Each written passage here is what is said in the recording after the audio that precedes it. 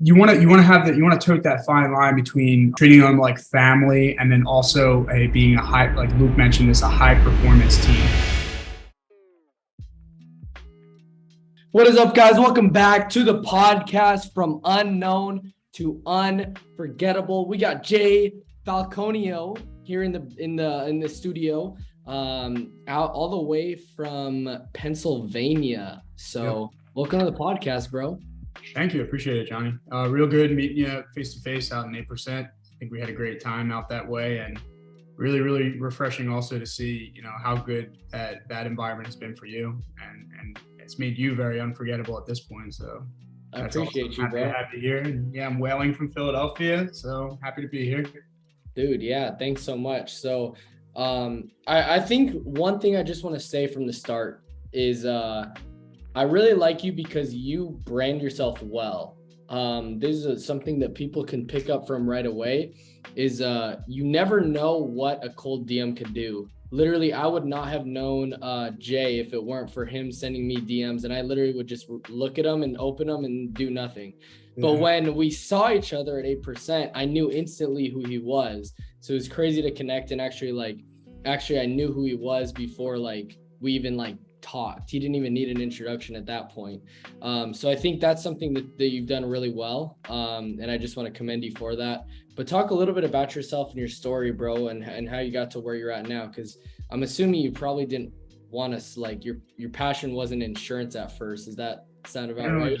Yeah, no, insurance is usually kind of like a second step for a lot of us. Yeah, dude, how'd you get to where you're at? How'd you get to where you're at now? I studied hospitality management, so hospitality has always been kind of a cornerstone for me. So treating people like people has always been kind of my mantra. And the insurance industry, being one of them financial pillars, it's one of the colder environments. So my background's in hospitality management.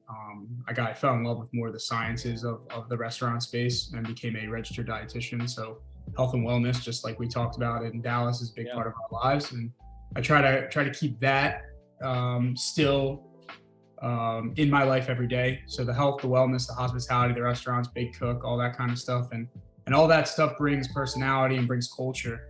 And insurance came across my plate as an opportunity, a financial opportunity, a new career opportunity.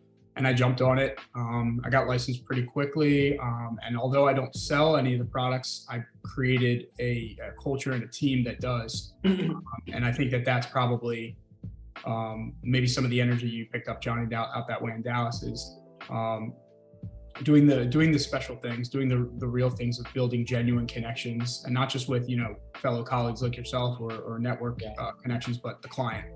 So that's kind of what I talked about. And big shout out to Luke over at Reminder Media. I got on his podcast, had a lot of fun. Big shout out to Cody too. Let's just mention that. Cody. Speaking of the DMs, I mean, yeah, I flood people of high, I guess, awareness on Instagram, especially in the insurance space, with DMs all the time. And kudos to those who actually have that large of a following, like Cody, and they answer. It's them actually answering them. I ran into Landon too, Secure Agent Marketing. Shout out to him as well. He reads the DMs, so that was nice to say. I also walked up to him and he's like, the DM guy, and I'm like, yeah. Remco Insurance, you know how it works. But yeah, man, as large as your contact sphere gets, as you become, I guess, unforgettable, it's important to also treat people with that time and attention like you did from day one, because that's what matters. So it's a little bit of my story, a little bit of the HR operations background of growing Remco through proper culture and hospitality practices. That's kind of. Dude, that's what's up. So you went to school for that too? Yeah, I went to Penn State University. I studied hospitality management. And then I also studied nutritional sciences there. So I was there for about 4.5 years. Spent a year out at Milton Hershey Medical School out in Hershey, Pennsylvania, the chocolate capital of the world. And yeah, I just realized that wasn't exactly for me, that clinical environment. And then the hop was to the e-commerce startup meal delivery space. So that's kind of, I guess, where the most interesting part of my story is growing a small business from,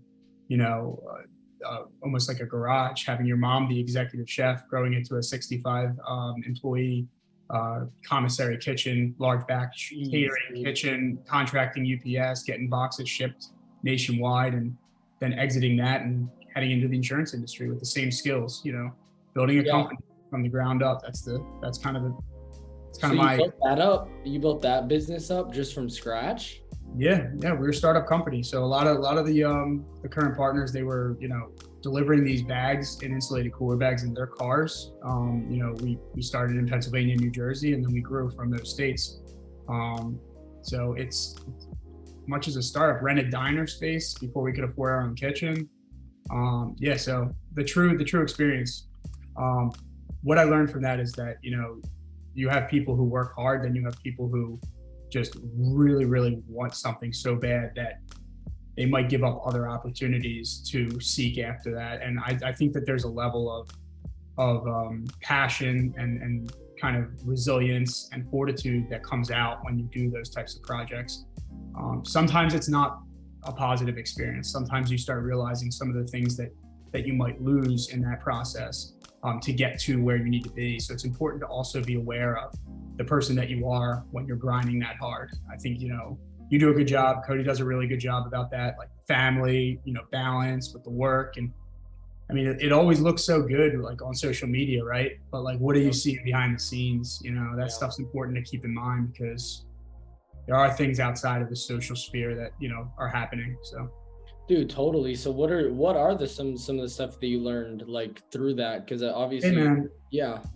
I mean, I'll be honest with you. The people that will tell you that the most are the people that love you the most. So the family members, close friends, just keep in line with them and keep a pulse with them and check in with them and let them and listen to what they're saying too. When you're in the weeds and your head down, trying to hit that premium amount and trying to do what you got to do. I mean, that's great. I mean, I think work ethic is everything. And to be in this business, to be in a sales business, or to be in any startup business, it takes a different type of human. But totally. Sometimes it could become very horse and blinders. So it's important to kind of take a step back and, take a deep breath and enjoy the show. So. Yeah, I it's funny that you say that because I just went to Dallas, Texas, and went to this men's like training with Dr. Stephen LeDuc. He actually spoke at 8%. He was the dentist that spoke, him and his wife. I remember. And beast, dude. He's awesome. And so we did like a really like inner, like finding your inner self. And I can't really describe the experience because it was just a lot and it was just eye-opening, but you really figure out what you really want in life. And I think for me, it's so easy to attach to career, attach to work, attach to status. And I think that we have been trained and conditioned that if we have a lot, if we have a certain amount of stuff, if we have the career, if we do these things, then we'll be happy, we'll be content, fulfilled. But it's really not. It's literally changing it to like you be happy and you'll do and have all the things that you want. But it's a state of being. And I think like that's one thing that I really realized is like, dude, it's so easy in the entrepreneurial space. I really believe like everybody preaches sacrifice your family, sacrifice this and that, whatever. You got to make these sacrifices because you love them. But honestly, like those same people are the ones that like literally are not, they're literally sacrificing their family even when they're doing well. Like they're literally head down in the business. The mistress, like their mistress is the business. That's it. Yeah. And so it's like, amen. Dude, it's kind like of re-engineering that process. But yeah, that I remember that idea of kind of re-engineering, be thankful for what you have and also be aware of what you have. And then after that mindset is as accurate, then the rest of things will fall into place. So yeah. I'm picking up what you're putting down over there. Yeah. So how long did you do that business for? We entered about 2014, mid 2014, and exited in 2019. Then there was that lull for me personally where I was trying to figure out what I was going to do. Yeah. And then this is, I guess, right before COVID hit. And then once COVID hit, it was just like everybody was just in crisis mode. So it was a weird, those exiting years of 2019 to 2020 were strange, especially being in a new industry and evolving and trying to gain the trust of a lot of the people at Remco who've been around in the insurance industry for like 40 years, so those are the people that, you want to earn trust with immediately. and never act like, I think that's another thing to remember, I guess, from the entrepreneurial state is be a lifelong learner. Nobody knows everything, and you literally can learn so much from everybody in the organization. So they were very patient with me, and I really appreciate the knowledge that I was able to acquire. Most of them were, they were doing certain practices that maybe took a lot more time than they should have. And I think as young guys, young girls in general, we're good with technology. So when you get to show some of them people operationally, like how to save, maybe like 2 hours on a task that, a 2-hour task now takes 5 minutes, they'll instantly love you. So those were some of the quick wins that I was able to get during my initial years with Remco. Awesome. So yeah, during that time it was operational. Then it was HR, kind of growing the team, which we have. I'm very proud of the team we have now. And right now it's podcast with Johnny and 8% and market and try to keep everybody fed and happy. That's where we're at. Dude, yeah, totally. So what are some practical business beliefs or like different like systems or different lessons you learned even from the startup company that you had? Because obviously you did it 5 years. Were you able to sell it out, or did it just kind of like it just collapsed? There was an exit strategy close to a sell, very, very, very in line with the sell. So it was the right time, the right place, based on the niche market that we put ourselves in. We rebranded a few times, and we realized that the market was becoming extremely saturated. Meal delivery kits and meal services were just everywhere. And if we didn't grab onto a particular niche product, which was the ketogenic product, we wouldn't have been able to exit successfully. So this was a decision that we made at that time, and it was the right decision. Beliefs, I would say that it was a saying, the lean startup. I think like always act like you don't have the money or the infrastructure to do, don't cut corners, don't make it janky, but be aware of, like almost like print on two sides of the paper type idea. Those small practices, I guess not of being cheap, but maybe being frugal and wise, will take, the entrepreneurials to the next level. And don't forget, when you got the jets and the private planes and all that stuff, don't forget where you came from. I think that's very important. Were those, you learning those things, is that like just full transparency, is that you learn those lessons because you became like that, or like what, I guess, like what would you say, how would you just say you learned that?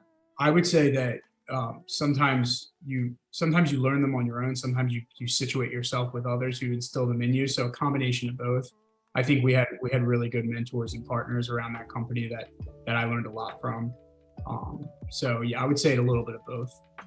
Yeah, dude, that's awesome. So yeah, so you built that up, was able to exit, and you kind of just chilled for a little bit. So you've been in the insurance space since about 2019. Okay, that's what's up. So what, like